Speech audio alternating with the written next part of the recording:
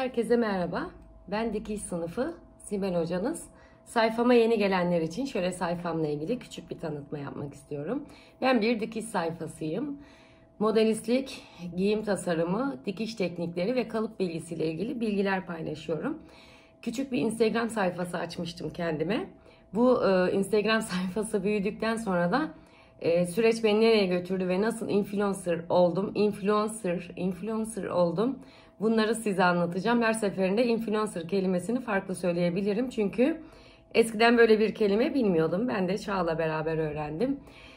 İnşallah doğru telaffuz edebiliyorumdur ama influencer diyelim. Siz influencerlığın ne olduğunu zaten benden çok daha iyi ve önce biliyordunuz, öğrenmiştiniz.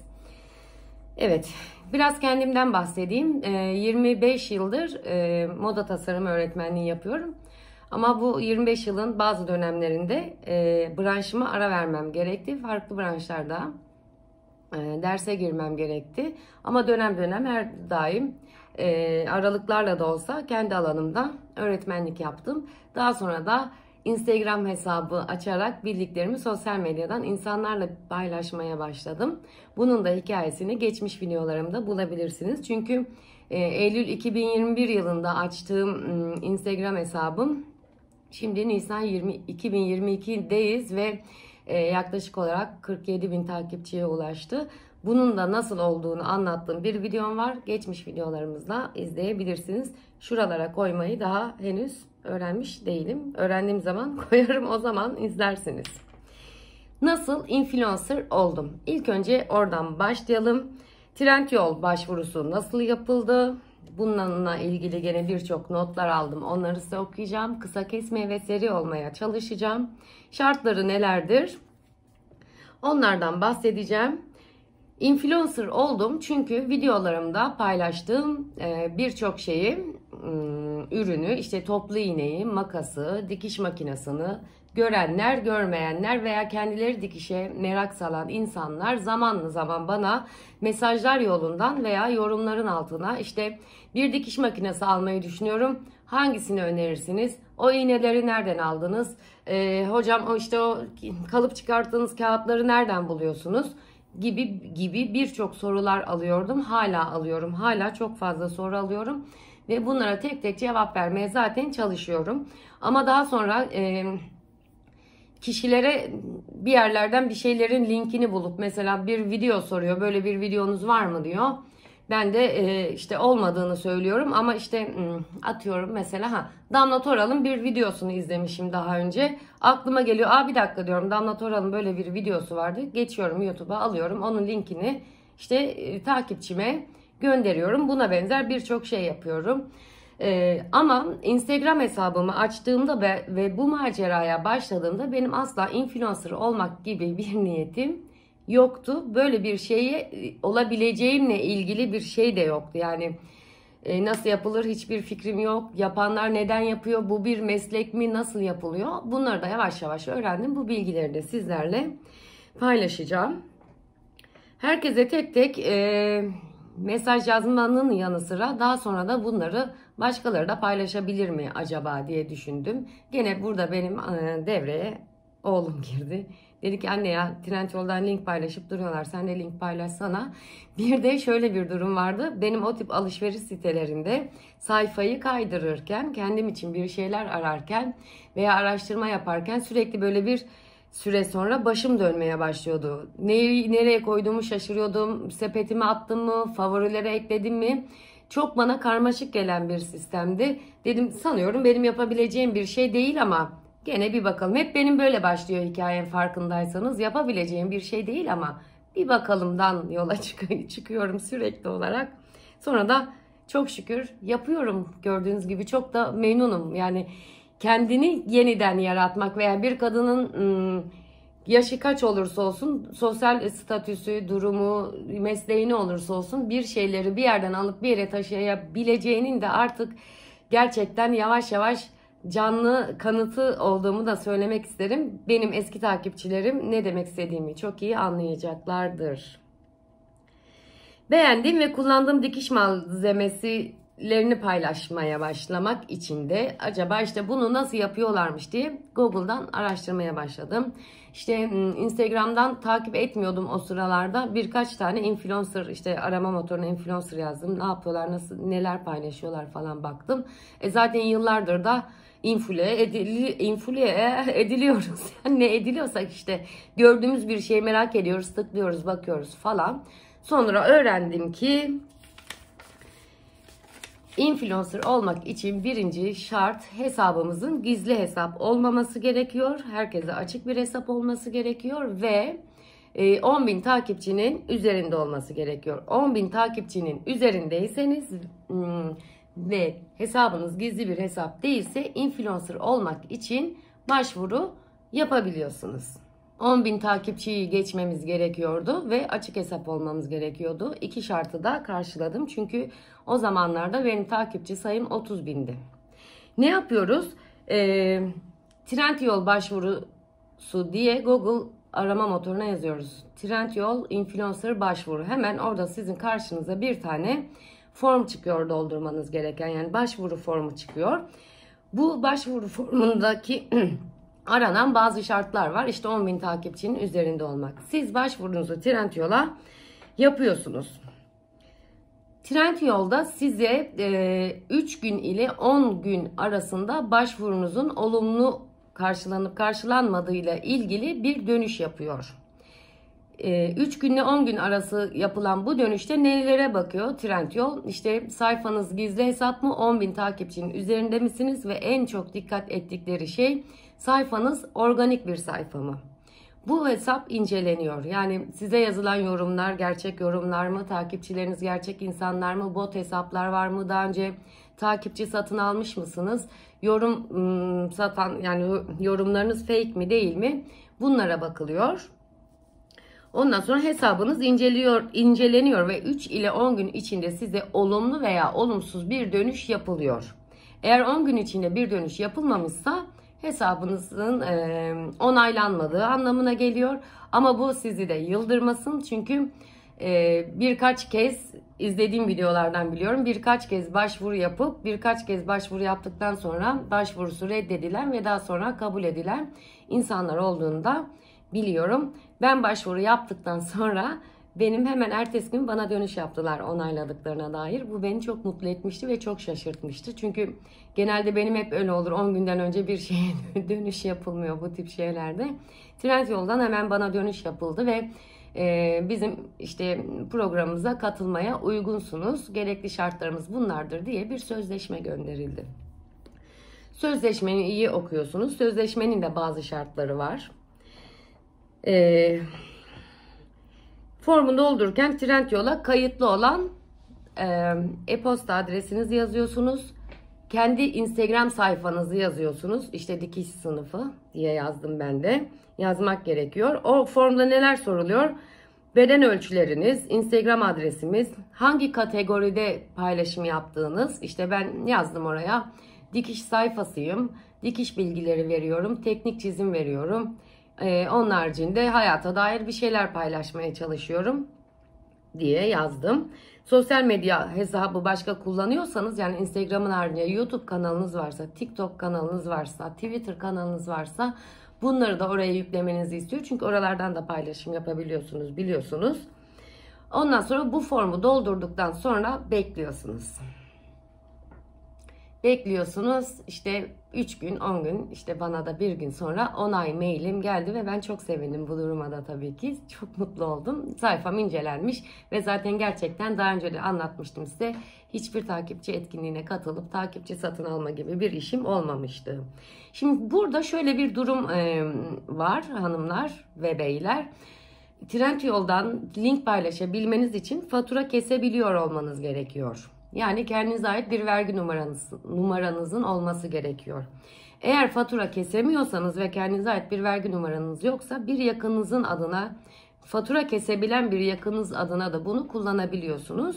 Bu kişinin veya kendinizin fatura adresinin, ki işte iş yeriniz varsa veya dışarıya dikiş yapıyorsanız ve vergi numaranız varsa bunu paylaşıyorsunuz onlarla. Eğer yoksa benim gibi, ben bir devlet memuruyum biliyorsunuz aynı zamanda. Eğer bir vergi numaranız yoksa bir ajansla çalışmanız gerekiyor.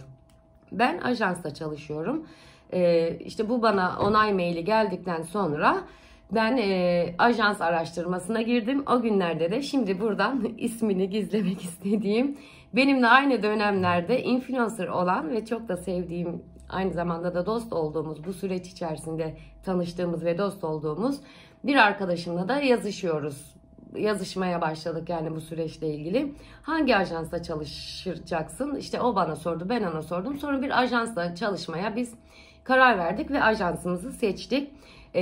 Böyle bir yola başvurmak isterseniz ve çalışmalara başlarsanız, ajansla ilgili Instagram'dan bana özel mesaj yazarsanız size çalıştığım ajansın ismini de söyleyebilirim. Ben şimdiye kadar hiçbir sorun yaşamadım. Oldukça da memnunum. Çünkü ilerleyen süreçlerde ajansın bana bir takım faydaları da oldu. Bir de şunu da göze alamadım. Yani şimdi ajansla çalışmazsam vergi numarası, vergi ödeyeceğim, bir şeyleri yanlış yaparsam ceza ödersem, vergiyi ödeyemezsem bildiğim şeyler zaten değil diye düşünerek ajansın güvencesi altında olmayı istedim.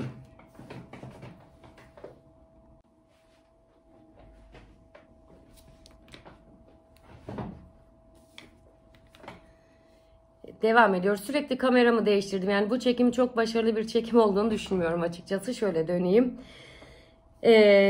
Sonra eğer bir ajans bulmak durumundaysanız da ve bir ajansla karar veremiyorsanız Trendyol'a bir mail yazıyorsunuz. Trendyol size birçok birlikte çalıştığı ajansın isimlerini sıralıyor zaten başvuru formunun olduğu online yerde. O ajanslardan birini seçebilirsiniz. Ya da Trendyol'a bir mail yazıyorsunuz. Ben size başvurdum. Başvurum onaylandı. Artık link paylaşacağım ama bir ajans arıyorum. Bana yardımcı olur musunuz diye. Trendyol size de bu konuda çok yol gösteriyor ve gerçekten çok hemen anında dönüş yapıyorlar. Anında yardımcı oluyorlar. Ben ajansla çalıştığım ajansı da yazdım. Trendyol'a mail gönderdim. Dönüş yaptılar. Benim başvurum onaylandı. Ajansla iletişime geçtim. Dedim ki ben böyle böyle Trendyol'a başvurmuştum. Başvurum onaylandı ve bir ajansla çalışmak istiyorum. Sizinle çalışabilir miyiz? Onlarla bu sefer iletişime geçtik. Onlarla birkaç konuşma yaptık. Bu sefer onlar size bir sözleşme gönderiyorlar. Şimdi Trendyol bir sözleşme gönderiyor. Sözleşmenin şartlarını okuyorsunuz, bakıyorsunuz, kabul ediyorsunuz. İşte vergi ödeyeceksiniz, sizden belli bir komisyon kesilecek. Link içi, link dışı bir sürü şeyi de anlatıyor Trendyol size orada. Tamam, bunları kabul ediyorsunuz. Bu sefer ajansla görüşmeye başlıyorsunuz. Ajans da size diyor ki bunları yapacağız. Yapacaksınız. Bizim sorumluluklarımız bunlar. Sizin sorumluluklarınız bunlar. Kabul ediyorsanız biz sizinle birlikte çalışabiliriz. Ajans ne yapıyor? Ajans bizim Trendyol linkleri paylaştığımız zaman kazancımız olan link komisyonlarını, vergisini ödüyor. Kendi komisyonunu kesiyor ve geri kalan parayı direkt bizim hesabımıza yatırıyor. Ajansla iletişime geçtikten sonra sözleşmeyi imzalayıp ajansın gönderdiği sözleşmeyle birlikte Trendyol'a ıslak imzalı ve posta yoluyla göndermeniz gerekiyor. 10 gün içinde diyebiliyorum. Yani o başvurunuz onaylandıktan sonra 10 gün içinde bu işlemlerin hepsinin yapılması gerekiyor. Yani siz postayı gönderdikten sonra 10 gün eğer yolda kalırsa, kargoya takılırsa falan o sıkıntı değil. Yani sizin 10 gün içinde kendinizin onu göndermiş olması gerekiyor ki 10 gün sürecek işlemler de değil. İnternetten dolduruyorsunuz, çıktısını alıyorsunuz, imzalıyorsunuz, postalıyorsunuz, gidiyor. Ajansla sözleşmemizi yaptık, Trendyol'la sözleşmemizi yaptık.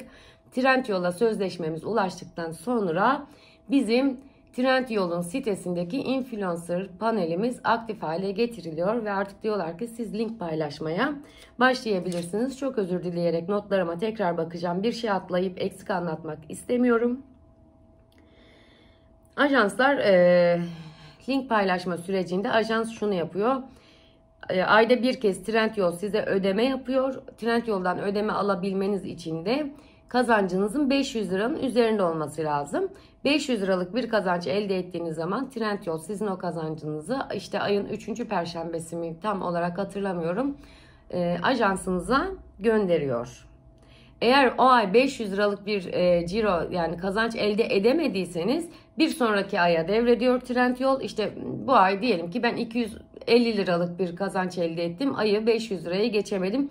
Böyle de bir mecburiyetiniz yok. İster paylaşın, ister paylaşmayın, ister o ay bir kuruş bile kazanmayın, ister hiç link paylaşmayın. Trendyol'un şöyle bir dayatması yok yani, paylaşacaksın, bugün link paylaşmadın, senin şöyle bir kotan var, şu kadar liraya geçmen gerekiyor. Hayır, bu konuda tamamen özgürüz. Ya hangi konuda istersek o konuda paylaşım yapabiliyoruz. Evet, Trendyol bize öneriler olarak linkler gönderiyor, işimizi kolaylaştıracak. İşte şu kampanya var, şu link var diye, ama biz onları paylaşmak zorunda da değiliz. İstersek paylaşırız, istersek paylaşmayız. Böyle bir şey yok sözleşmede. Yani biz sana link göndereceğiz, sen o linki paylaşmak zorundasın. Öyle bir şey yok. Siz kendiniz hazırlıyorsunuz. Kendiniz isterseniz bir ürün, isterseniz 10 ürün, isterseniz 100 ürün paylaşabilirsiniz kendi koleksiyonlarınızla. Bu benim mesela influencerlığa sıcak bakmamdaki en büyük etken olmuştu. Yani eğer bana denseydik işte haftada böyle bir kotan olacak, sen şu kadar link paylaşmak zorundasın, linklerinde de şunları paylaşmak zorundasın deselerdi, ben orada derdim yok ya, ben ne bileyim, ben şimdi ne paylaşacağım, neyi bilmediğim bir şeyi niye paylaşayım, veya o gün dersim olabilir, hastalık olabilir, şey olabilir, bir mesai ona harcamak gerekiyor. Link paylaşmak kolay bir süreç değil yani, onu da söyleyeyim. Onu da düşünerek dedim yani tamam, ben bunu yapabilirim. Oldu olmadı işte, o diğer influencer arkadaşımla da konuşuyoruz. Yapabilir miyiz ya falan. İsmini ağzımdan kaçıracağım diye şu an korkuyorum. Çok dalgın bir kadın olduğumu da biliyorsunuz. Bilenler biliyor yani. Neyse, dedik ya tamam, paylaşmazsak paylaşmayız. Bu ay 50 lira kazandık, öbür ay 300 olur, öbür ay şu olur falan. Bir de bu bir öğrenme süreci. Trendyol şunu da demiyor yani. Hiç sen link paylaşmıyorsun, biz seninle sözleşmemizi iptal ediyoruz. Öyle bir şey de yok. Senin influencer panelinin açıldıktan sonra tamamen özgür kanatlarınla uçabileceğin bir hale geliyorsun. En rahatlatıcı kısmı bana göre bu. Şimdi vergimizi ödüyoruz. Yani Trendyol'dan elde ettiğimiz kazancın belli bir miktar vergisi var. Stopaj vergisi deniyor ona. İşte o, hani kendi faturanızı kesebiliyorsanız eğer, kendi faturasını kesebilenler de faturasını direkt Trendyol'a aktarıyor ve Trendyol kesiyor vergiyi oradan. Yani öyle biliyorum. Çünkü ben ajansa çalıştığım için fatura kesme kısmından çok emin değilim, ama onunla da ilgili birçok video var yani, izleyebilirsiniz. Kendi komisyonunu kesiyor. Yani şimdi Trendyol benim kazancımı ajansa gönderiyor. Ajans alıyor, diyor ki bu bunun vergisi, bu da benim komisyonum. %8 galiba kazancımız üzerinden ajans %8 kesiyor diye hatırlıyorum. İşte bu da bunu alıyorum, bunları alıyorum. Geriye ne kaldı? 25 lirasını kestim. Geriye işte 100 lirası kaldı, 200-300 lirası kaldı. Bu da dikiş sınıfınındır deyip hemen IBAN'ına, veya fatura kesiyorsanız, başkasının adına kesiyorsanız onun IBAN'ına hemen yatıyor. Eğer kimin fatura adresini verdiyseniz, o kişinin vergi numarasını verdiyseniz o kişinin IBAN'ını vermeniz gerekiyor ve ajans parayı, Trendyol parayı o kişinin IBAN'ına yatırıyor. Sonra geldik, başvurum onaylandı, sözleşmem imzalandı. Şimdi ne yapıyoruz? Artık link paylaşmaya başlayabiliyoruz. Başta bana biraz karışık geldi ama aslında hiç de karışık değilmiş. Bana karışık gelmesinin nedeninin birçok nedeni var. Yani o benimle ilgili, Trendyol'la ilgili değil. Neyse, link oluşturabilmemiz için bizim beğendiğimiz ürünlerden, favorilerden koleksiyonlar oluşturmamız gerekiyor ve koleksiyon linki paylaşıyoruz. Ben ilk yani genellikle atölyemin ihtiyaçlarını, yani atölyeye aldığımız ürünleri, yaptığımız alışverişleri, kullandığımız malzemeleri ve dikişle ilgili şeyleri paylaşıyorum. Zaman zaman da gönül rahatlığıyla kendi kullandığım, günlük yaşantımda olan şeyleri de paylaşıyorum. Yani kazak da paylaşabilirim, ayakkabı da paylaşabilirim. Bunda bir beis görmüyorum. Yani hiçbir yerde bir influencerlığın kitabı, kuralı, şunu bunu yok. İşte birileri işte şunu paylaşıyorsunuz, bunu paylaşıyorsunuz, paylaşmayın. Hoşumuza gitmiyor, çok rahatsız oluyoruz. Rahatsız oluyorsan takip etmezsin. Herkes birbirine bir takip tuşu uzaklığında. Değil mi? Ben size bir takip tuşu uzaklığındayım. Siz de bana bir takip tuşu uzaklığındasınız. Böyle çok eleştiriler var. Onlara inşallah videom bir saati geçmezse o eleştirilerle ilgili de konuşacağım. Taş atıyoruz da kolumuz yorulmuyor yani. Eğer çok rahatsız oluyorsan, link paylaşılmasına karşıysan, link paylaşımlara karşıysan yollarımızı ayırmak en güzelidir. Yani birbirimize laf söylemek, birbirimize uyarmak, birbirimize ay benim çok işte hoşuma gitmiyor, işte çok eleştiriyorum, sadece şunu yapanları takip ederim, sadece bunun linklerini paylaşabilirsin, sadece bunun linklerini paylaşabilirsin gibi toplum mühendislerinden de son derece rahatsız oluyorum. İzlemek ve görmek de istemiyorum, tavrımı da koyuyorum. Bu benim kendi kişisel sayfam. Dikiş de paylaşırım, teknik de paylaşırım. Kaldı ki herkese dikiş öğretme gibi bir borcum yok. Bilgi verme gibi bir borcum yok. Sadece bilgi paylaşmak, işte sadece kaşları çatık bir öğretmen gibi bıdı bıdı robot gibi anlatmakla da ilgili öyle de bir sorumluluğum yok. Ben sayfamda aynı zamanda çok da eğleniyorum. Çok eğleniyorum, çok gülüyorum. Yeri geliyor üzülüyorum, yeri geliyor ağlıyorum. Yani orası da benim arka bahçem, arka dünyam, yani güzel bir şey. Hoş, aynı zamanda da bir arşiv. Arada da link paylaşıyorum ve bunda hiçbir sakınca açıkçası görmüyorum. Link paylaşmanın da internet alışverişinin de çağın bir gereği olduğunu düşünüyorum. Gerekliliktir. Herkes İstanbul'da, herkes Ankara'da, büyük şehirlerde, AVM'lerde, arka bahçelerde, Bursa'nın kumaş pazarlarında, Eminönü'nün işte Mısır Çarşısı'na gezme imkanına da sahip değil. Onu paylaşırken iyi. Mısır Çarşısı'ndan bunu aldım. Kadıköy Salı Pazarı'na gittim. Şu kumaşları aldım. Bu da infle etmektir. Yani birilerine şey yapmaktır.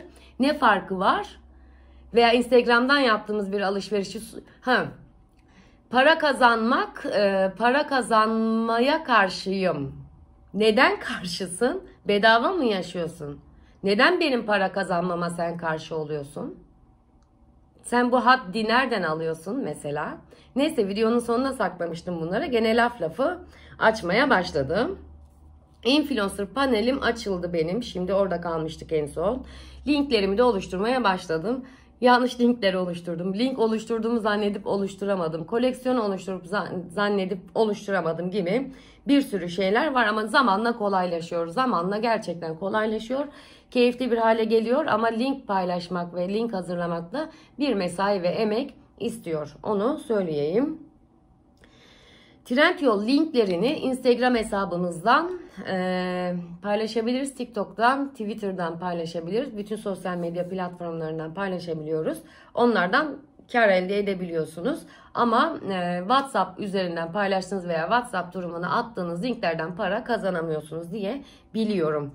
Değişir mi, değişmez mi? Yani bu videoyu şimdi ben Nisan 2022'de atıyorum. Siz ne zaman izliyorsunuz? Bu durum bu tarihte değişmiş midir? Onu bilemiyorum. Bakmak gerekiyor. Belki de artık oluyordur. Tüm bu aşamalarda Trendyol aynı zamanda size kendi eğitimlerini veriyor. Kendi böyle online okulu, kendi sınıfı gibi bir şey var. Oradan işte link veriyor. Oradan siz bütün şartları, kendi karşılıklı sorumluluklarınızı falan öğrenip kendi eğitiminizi de yapıyorsunuz. Her şey eğitimle biliyorsunuz. Her şey bilgiyle. Bununla ilgili özel sayfaları var. Trendyol'un da Çiçek Sepeti'nin de. Çünkü ben ajansa çalışmaya başladıktan sonraki ben onlara teklif götürmüştüm. Bir süre sonra Trendyol kendi çalıştığım ajansımdan bana şöyle bir teklif geldi. Sizi Çiçek Sepeti'nin de influencer yapmamız için şu formu doldurursanız başvurunuzu yapalım. Yapıldı ve 2 gün sonra ben aynı zamanda Çiçek Sepeti influencer'ı da oldum. O da sürpriz yumurta gibi oldum. Ama genelde Trendyol'la ilgili çalışmalar yapıyorum. Çiçek Sepeti'ni henüz çözmeye çok vaktim olmadı ama oradan da paylaşımlar yapıyorum. Özellikle kargo bedava kampanyaları hiç kaçırmam. Siz de kaçırmayın beni takip edenler. Koleksiyon oluşturduktan sonra istediğimiz platformlarda paylaşıyoruz. Link oluşturuyoruz. Kaç kişi kaydırmış, kaç kişi alışveriş yapmış, komisyonu nedir görebiliyoruz. Her gün Trendyol bize mail yoluyla zaten bir rapor gönderiyor. Bugün satışınız şu kadar oldu, bugün hiç olmadı. Bugün bu kadar oldu ve şu kadar kazandığınız gibi bilgiler geliyor. Link içi ve link dışı komisyonu denen bir komisyon oranı var Trendyol'un. Aynı zamanda şu demek: ben aldım işte 12 numara, 11 numara dikiş makinesi iğnesi, kesim makası, işte sabun, parşömen kağıdı, kumaş koleksiyonumu oluşturdum. O gün linkimi de dedim ki işte bu dikiş sınıfı fırsatlarını yapın, linki tıklayın ve alın. İşte benim takipçim de girdim, iğne paylaşmış, işte sabun paylaşmış. Tamam, bugün bunlara ihtiyacım yok, almayayım. Trendyol'dayken benim linkimden çıktı gitti, başka bir sayfadan gitti kendine ayakkabı aldı. Şimdi Trendyol'a benim linkim tıklanarak girildiği için o benim linkimden çıkmış olsa bile ve başka bir şey almış olsa bile link dışı komisyon denen bir komisyon ödüyor bize Trendyol. %5 diyebiliyorum. Linkimi paylaştım. Linkimde sabun paylaştım. Makas paylaştım. Linkimde olan bir rulet paylaştım. Benim takipçim de geldi. Onu tıkladı. Onu aldı. Ve sepetine attı ve aldı. 24 saat içinde almış olması gerekiyor bu arada. Sepetine attıktan 24 saat sonra alınmış olması gerekiyor kazanç elde edebilmem için. Aldı diyelim ki onu da Trendyol'da oradan bana %15 komisyonumu veriyor. Komisyonlar veriliyor. İşte her gün raporum geliyor. Bakıyorum alışveriş yapılmış mı? Diyelim ki işte Singer koleksiyonu paylaşıyorum. 24 saat geçince Trendyol'da ben bu koleksiyonumdan kaç kişi alışveriş yapmış görebiliyorum. Ama kim almış onu göremiyorum. O konuda rahat olabilirsiniz. Çünkü benim linklerimden ilk link paylaştığımda ilk alışveriş edilen şey, ben linkimde dikiş malzemesi paylaşmıştım ve bekliyorum hani işte bakın dikiş malzemelerinden neler alınacak falan. Linkimden ilk alınan şey bir kavanoz yeşil zeytindi. Çok teşekkür ediyorum. Bana uğurlu geldi yani. Hatta hikayemden yazmayı bile düşündüm Instagram'da. Hanginiz aldınız o yeşil zeytini diye, çok da hoşuma gitmişti. Evet giriyor. Sen orada dikiş malzemesi paylaşıyorsun. O bambaşka bir şey alabiliyor. Evet yeşil zeytin alındığını görebiliyorum. Ama kimin aldığını göremiyorum. Sadece linklerimden en çok yapılan alışverişleri, hangi linkimden ne alınmış onları görebiliyorum. Bu da tabii en çok beğenilen ürünleri bizim zamanla süzgecimizden geçirmemize de fayda sağlıyor. Paylaşımlarımızı ona göre yapıyoruz. Bugün biraz fazla rahat mıyım? Gerçekten kameramdan da çok emin olamıyorum ama artık şöyle eğileyim mi ne yapayım bilmiyorum. Şimdi koleksiyon oluşturduktan sonra istediğimizi paylaşıyoruz. O konuda da serbestiz. Yani işte o gün hiç link paylaşmadın, öbür gün paylaşmadın, hastaydın, yatıyordun, canın istemiyordu falan filan. Hiç sana da kimse sormuyor. Sen niye link paylaşmıyorsun, kaç zamandır link paylaşmıyorsun falan diyen olmuyor. İstersen bir yıl boyunca paylaşma. Para kazanma konusunda süreç şöyle işliyor. Komisyonlar link içi ve link dışı olmak üzere ayrılıyor. Link içinden alışveriş yapılırsa daha fazla kazanıyorsunuz. Link dışından alışveriş yapılırsa daha fazla kazanıyorsunuz. Bir ay içinde 500 lira yani veya bir ödeme döneminde 500 lirayı geçerseniz Trendyol hemen direkt size ödemenizi yapıyor. Geçmemişsiniz bir sonraki aya devrediyor. Onunla birleştirip 500 lira olana kadar, ne zaman 500 lira olursa oradan size ödemenizi yapıyor. Önemli olan sizin linkiniz tıklanarak Trendyol'a girilmiş olması ve bir de şöyle bir durum var. Telefona Trendyol yüklü değilse, daha önce hiç Trendyol kullanıcısı değilse ve sizin linkinizi tıklayarak baktı, kendisine Trendyol yok ve Trendyol'u kendi telefonuna indirdiyse ve yeni bir kullanıcı oluşturduysa oradan da ayrıca bir komisyon ücretiniz oluyor. Trendyol size her gün belli şeyler gönderiyor, SMS'ler gönderiyor. Günün kampanyaları bunlar, önerilen linkleri bunlar, şunları yapabilirsiniz gibi. Ama şöyle bir şey yapmıyor asla. Ben bu linki gönderdim, sen bugün bunu paylaşmak zorundasın veya bu ürünlerin linkini paylaşmak zorundasın. Takipçilerine reklamını yapmak zorundasın. Öyle hayır. Sen neyin reklamını yapmak istersen, neyi tanıtmak istersen, neyi önermek istersen onu öneriyorsun.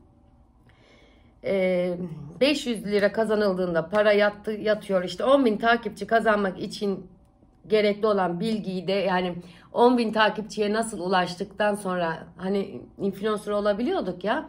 Bununla da ilgili bir videom var. Eğer buraya kadar izlediyseniz ve ben bugün çok karıştırdım anlatırken aslında, ama Instagram hesabımın Eylül ayından işte Mart ayına, Nisan ayına kadar nasıl büyüdüğü, neler yaptığımla ilgili, nasıl bir yol izlediğimle ilgili geçmiş videolarımda da bir video var. Onu da izlerseniz şey olabilir. Çünkü ben kadınları bu konuda çok desteklemek istiyorum ve çok önermek istiyorum. Yapın yani. Niye yapmayasınız ki? Herkesin takipçi kitlesi başka. Herkesi takip eden, beğenileri olan ve dünyaya bakışı olan farklı. Benim önerdiğim bir şey, önermediğim bir şey, hiç kimse aklıma bile gelmeyen bir şey sizin aklınıza gelebilir ve başka insanlara faydalı olabilirsiniz. Fayda sağlamaktır aynı zamanda. Niçin? Örneğin şimdi ben bir özel hastanede çalışıyorum. Diyelim ki halkla ilişkilerde çalışıyorum ve hastanenin müdürüyüm. Ve istiyorum ki hastalar gelsin ki hastanem para kazansın. Hastanem ne kadar para kazanırsa ben de o kadar çok işime şey yaparım. Şimdi bu benim hastaların üzerinden para kazanmak mı demek oluyor? Yani Trendyol influencerlığı yapıp Instagram'da takipçilerimize bir şey önerdiğimiz zaman takipçilerimizin üzerinden mi para kazanmış oluyoruz? Çok çirkin bir söylem olarak olduğunda altını çizerek gene söylemek istiyorum ben bunun. Çünkü birkaç kişiyle böyle denk geldi sayfamda. Hiç hoş ve şık bulmadım yani. Herkes kendi güzel kalbinin ekmeğini yer. Kalbim güzelse kendi ekmeğimi yiyorum ben. Kimse bana ekmek vermiyor yani. Değil mi? Kimse kimseye bedava ekmek vermiyor çalışarak. Üstelik çalışarak yapmadığım bir şeyden dolayı para kazanan birine bile belki de hiçbir şey söylemeye hakkımız yoktur yani bu dünyada. Evet. Hesabımı açarken elbette influencer olmak için açmadım ben bu hesabı dediğim gibi. Süreç böyle buralara geldi. Öyle bir ilerledi ki ben bu duruma geldim ve sonradan da şunu düşündüm. Yani niye bunu insanlar yapmasınlar ki? Yani çok beğendiğimiz bir ürünü niye iş bundan para kazanmaya gelince gene oraya geliyorum. Neden kazanmayalım ki? Yani ben şimdi 25 yıl önce öğretmen olduğumda ve o 25 yılın öncesinde de 4 yıl üniversite hayatımda ve 3 yıl lise hayatımda giyim okurken belki ben lisede okurken internet var mıydı? Bakın onu hatırlamıyorum. Vardır illaki de. Bende yoktu yani. Cep telefonu yoktu, şey yoktu. YouTube videoları yoktu, Instagram videoları yoktu. Sadece öğretmenimiz vardı. Öğretmenimiz bize ne öğretirse onu öğreniyorduk. Sadece ansiklopedik kitaplar vardı, ders kitaplarımız vardı. Açıp kitaplardan öğrenmeye çalışıyorduk. Şimdi öğretmen olmuş, YouTube olmuş. Şimdi öğretmen Instagram olmuş. Açıyorsunuz bir sürü video. Gizli fermuar takmayı mı hatırlayamıyorsun? Açıyorsun tık tık tık tık karşına çıkıyor 100 tane video. Kumaş mı keseceksin? Birkaç tane video izleye. Devir olmuş internet devri. Çağ olmuş alışverişte internet alışverişi. Ve az önce de söylediğim gibi herkesin her imkanı yok. Türkiye'nin çok küçük yerlerinde, köylerinde, ilçelerinde yaşayan insanlar var. Oralarda bu imkanları bulamayan insanlar var. İnternet gibi bir nimet varken, kargo gibi bir nimet varken. Şunu mu bekliyorsunuz yani? Siz çok güzel yerlerde yaşayıp, çok güzel şeyleri yiyip, içip, paylaşıp, kendi önerilerinizi insanlara sunup ama bakın ben bundan para kazanmıyorum deyip, kendi o hani çok böyle güzel göstermeye çalıştığınız yaşantınızı insanlara niye gösteriyorsunuz o zaman? O insanlar sahip olamasınlar mı? Kaç kişi yani bana çok basit gelen bir soru mesela bu asla küçümsemek için söylemiyorum. O kalıpları çıkardığınız o kağıtlar nedir? Nereden alıyorsunuz? Nereden yani? Evet benim bu mesleğim olduğu için evet ezbere biliyorum ama bilmeyen insanlar var ve bu çok normal yani. Bir makine iğnesini nereden alacağını bilmeyen insan var çok normal. Geçenlerde bir makine temizliği ile ilgili bir video paylaştığımda Instagram'da birçok insan bana gerçekten makinenin yağlanması mı gerekiyor diye sormuştu. Bilmemeleri çok normal. Ve bu eğer hani bilgi benden sürekli bunu bekliyorsunuz ya bilgi vermek zorundasın başka hiçbir şey paylaşamazsın. Böyle bir şey yok. Her şeyimi paylaşırım. İstediğim her şeyi yapabilirim. Burası benim sayfam. Beğenmeyen küçük oğlunu almasın yani. Kimsenin toplum mühendisliğine ihtiyacımız da yok. Influencer oldum. Evet paylaşacağım. Ben bundan para da kazanacağım. Ama asla takipçilerimin üzerinden para kazanmak olarak görmüyorum. Şunu mu söyleyeyim yani? Tamam kardeşim takipçilerim de benim üzerimden bedava bilgi kazanıyor mu diyeyim. Asla böyle bir şey söylemem ve ederim yani böyle bir şey söylemekten utanırım. Yüzüm kızarır. Trendyol'a başvurduğumda konuyu değiştiriyorum. Gerçekten çok yükseldim. Trendyol'a başvurduğumda takipçi sayım 30.000'di. Ama eğer siz 10.000'e yakınsanız, 10.000 olmayı hedefliyorsanız kendinize böyle bir hedef koyun ve bunu yapın. Ben tavsiye ediyorum. Kim sizin cebinize ayda 500 lira para koyar ki? Bu demek değil her ay 500 lira veya üstü kazanıyoruz. Hiç kazanmadığımız da oluyor. Günlerce link paylaşıp hiç ciro elde etmediğimiz de oluyor. Yeri geliyor çok şükür Allah'ıma güzel kazançlar da elde ediyoruz. Siz niye yapmayasınız ki? Ne farkınız var yani? Birbirimizden ne farkımız var? Herkes yapabilir. İstediğiniz soruyu da bana bununla ilgili sorabilirsiniz. Bekliyorum. İstediğiniz yardımı da yapmaya hazırım. Yeter ki sayfanız organik olsun. Yeter ki takipçilerinizle iletişiminiz iyi olsun. Böyle bir etkileşim derken yani herkese cevap veriyoruz. İşte takipçilerimiz bizi seviyor, bir şeylere teşekkür ediyor falan.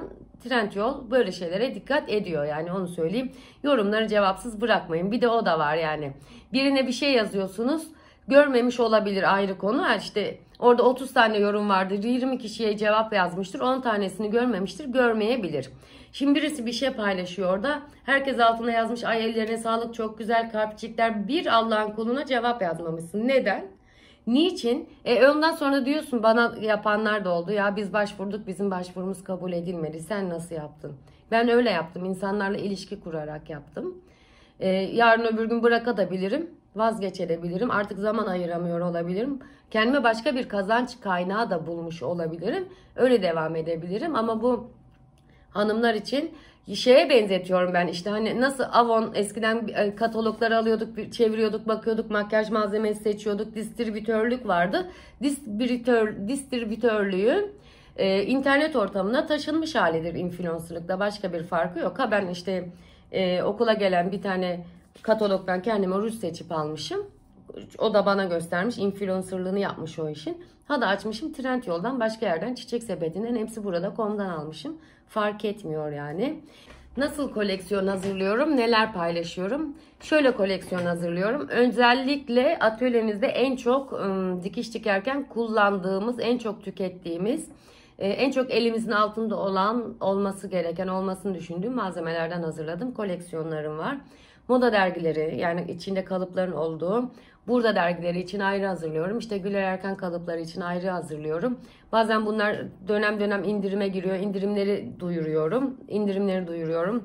Veya işte kendime şu gömleği mi diktim? Bu gömleğin kalıbını çıkarttı. Yani bu gömleği paylaşırken kalıbını diyorum Burada dergisinin şu sayısından çıkardım. Derginin de linki bu, almak isteyenler için diyorum ki bunu. Şeyi de söyleyeyim, bakın altını çizerek, ben bu işten para kazanmıyorum da diyebilirsiniz. Kazanmak da istemeyebilirsiniz. Saygı duyuyorum. Yani kazanmak istemiyor, para kazanmak istemiyor. Yani ne diyebilir? Zorla para kazan bu işten diyemezsin insanlara. Asla da eleştirmiyorum yani. Eleştiri olarak düşünmeyin. Yani neden kazanmayasın ki derken kazanmak zorundasın anlamına da gelmesin yani. O koleksiyonlarımı dönem dönem linkler halinde paylaşıyorum. Ve çok güzel dönüşler alıyorum. İşte bir makas seti paylaştım. Çok güzel indirime girmişti. 125 liraydı galiba. Kesme makası da vardı. İp kesme makası da vardı. İlik sökücüsü de vardı içinde falan. Kotu bile kağıt gibi kesiyor, ipek gibi kesiyor hocam falan diye şeyler olduğunda da çok mutlu oluyorum. Şunu da yaparım. Yapmadım daha henüz hiç, çünkü başıma gelmedi. Diyelim ki bir link paylaştım. Ondan bir alışveriş edildi ve bana geri dönüş yapıldı ki biz gerçekten bundan hiç memnun kalmadık. Ben hemen ertesi gün onu mutlaka gene o linkle beraber paylaşıp, bakın ben bu linki paylaştım ama böyle böyle bir durum yaşanmış. Aldıysanız iade edebilirsiniz. Aldıysanız işte geri gönderebilirsiniz. Almadıysanız ve sepetinizde duruyorsa sepetinizden lütfen çıkarın, almanızı önermiyorum diye de gönül rahatlığıyla paylaşabilirim. O mağazalar benim babamın oğlu değiller yani. Evet, bitirmek üzereyim artık çok şükür. Çok konuşasım varmış. İçim çok dolmuş. Çok az dikişten bahsettik bugün ama konumuz zaten nasıl influencer olduğumla ilgiliydi. Şu saate kadar zaten dikiş sayfası olmayıp da sadece influencer olmak isteyenler artık beni izlemiyorlardır. Biz baş başa kalmışızdır diye düşünüyorum ben. En son notlarım şurada. Onları da evet söylüyorum. Influencer oldum çünkü bana çok şeyler soruluyordu. O sorulanlara tek tek cevap veriyordum. Daha sonradan da influencerlığı nasıl bir meslek olduğunu, daha henüz benim mesleğim değil, yan kazancım gibi bir şey, nasıl bir şey olduğunu öğrendikten sonra bana çok mantıklı geldi. Ben bu işten aynı zamanda para da kazanabilirim. Aynı zamanda insanlara listeler halinde ürünler önerebilirim. Makyaj malzemelerimi de koyuyorum yeri geliyor. Gördüğünüz gibi makyaj yapan bir insanım. 30 yıldır makyaj yapıyorum. Şimdi ben bir dikiş sayfasıyım. Dikiş bilgileri paylaşıyorum. İnsanlara dikiş öğretiyorum. Şimdi oturup YouTube'da veya Instagram'da bütün makyaj malzemelerimi şuraya koyup şu tripodun da karşısına oturup ben makyajımı böyle yapıyorum diye size göstersem ve bir makyaj videosu paylaşsam, şunu mu diyeceksiniz? Ya ne yapıyorsun? Sen dikiş sayfasısın. Hayır, sen makyaj yapamazsın. Sen sadece dikiş dikebilirsin. Ben insanım ya, ben insanım. Herkes insan. Ben yiyorum, içiyorum, geziyorum, tozuyorum, makyaj yapıyorum, duş yapıyorum, denize giriyorum. Kaşlarımı alıyorum, bıyıklarımı alıyorum. Ben bir insanım ve aynı zamanda ben bir kadınım. Ben bir robot değilim. Öğretmenliğin, yani öğretmen olmamızın üzerine böyle bir misyon yüklemenize de gerek yok. Bizim bir özel hayatımız da var. Paylaşabiliriz, herkes paylaşabilir. Hoşuma da gidiyor. Yani kitap okumak gibi geliyor bazen insanların, hani çok böyle sahte yaşamlarda görüyoruz. Ayrı mevzu olmakla birlikte bana ne, o da beni ilgilendirmiyor. İnsanlar sahte yaşamlarda paylaşabilirler. İnanmak, inanmamak, görmek, görmemek tamamen bizim inisiyatifimizde. Takip ederiz, etmeyiz. Hiç önemli değil. Neden işbirliği yapılmasın ki dedik. Aynı zamanda sadece Trendyol işbirliği de yapmıyoruz. Başka kumaş sayfalarından reklam ve işbirliği teklifleri geliyor. Niye yapılmasın? Onlar da ürünlerini tanıtmak istiyorlar. Benim 50.000 takipçim varsa ve 50.000 takipçimin yaklaşık olarak 45.000'i zaten dikiş diken insansa, güzel bir kumaş almışsam ve dikmişsem niye onun tanıtımını yapmayayım ki? Ha, bu demek değildir her tanıtımımı ben parayla yapıyorum. Bambaşka şeyler üzerine yapılan tanıtımlar da var. Reklamlar da var. Hiç benden tanıtım ve reklam talep edilmemiştir. Ama ben bir sayfadan kumaş almışımdır. Çok beğenmişimdir. Tabii ki yazarım. Hiç beğenmemişimdir. Tabii ki yazarım. Bunu siz de yapın. Biz birbirimize böyle yardımcı oluyoruz. Böyle dayanışma içerisinde oluyoruz aynı zamanda. Bir de işine, emeğini, yani emekle yapan insanlar niye bu işin reklamından ekmeğini yemesin ki? Yani işte bir hanımdan diyelim ki, hanım kendi kendine kumaş satıyor, şey yapıyor. Ben ondan kumaş satın almışım. Niye onu desteklemeyeyim ki daha çok kazansın diye? Gerçekten güzel çıkmıştır kumaşı. Diz yapmamıştır. Dirsek yapmamıştır. Ağzı burnu kaymamıştır. Şunu diyebilirim rahatlıkla: kumaş aldım, çok memnun oldum gibi. Evet, bitiriyorum artık. Kadınların para kazanması konusunda çok destekliyorum. Kadınların para kazanması konusu, para kazanmaları gerektiğini düşünüyorum. Sayfayı bile bugün ortalayamamışım gördüğünüz gibi. Kadınların eğlenmesini, kadınların birbiriyle pozitif elektrik vermesini, birbirini desteklemesini de çok savunuyorum. Benim ömrüm Kız Meslek Lisesi'ne başladığım 90'lı yıllarda kadınların içinde yaşamaya başlayarak ve şu yaşıma gelip öğretmenliğimin 25 yılında kadınlarla çalışarak ve kadınlarla dolu bir hayatın içinde kadın dayanışmasıyla ve bunun bedelini çok ağır şekilde yeri geldiğinde de ödeyerek geçmiştir. O yüzden lütfen kadınlar, kendinize inanın, kendinize güvenin, influencer olun. Olun, yani ben her türlü şeyi de size burada anlattım. Influencer olmuyorsanız distribütör olun. Yani illaki gidip böyle sabah kalkıp bir kuruma memur gibi, öğretmen gibi, hemşire gibi çalışamıyor her insan. Her insan bunu yapamaz. İş yok, işsizlik var, para yok insanlarda. Nereden para kazanabiliyorsanız oradan. Aynı zamanda Trendyol'un dolap uygulaması da var. Ben kapattığımızda vakit ayıramadığım için, ama her diktiğiniz ürünü dolap uygulamasına koyun ve satın. Yani çok güzel satışlar oluyor, ben biliyorum. Benim kendi kursiyerlerimden bir tanesi sadece evinde yetiştirdiği saksı çiçeklerini satıyor ve şey dedi geçen gün, benim çok ilgimi çekti, çok şaşırdım ona da. Ya hocam dedi, yani 2 dal sardunyaya 700 liraya sattım. Alanı var yani, çünkü o sardunyalardan satmış insanlar ona 5 yıldız vermiş, 5 yıldız vermiş. Ürünleri çok beğenilmiş, sattığı çiçekler. Artık insanlar ondan küçücük bir fideyi bile almak istiyorlar. Çünkü işini iyi yapmış.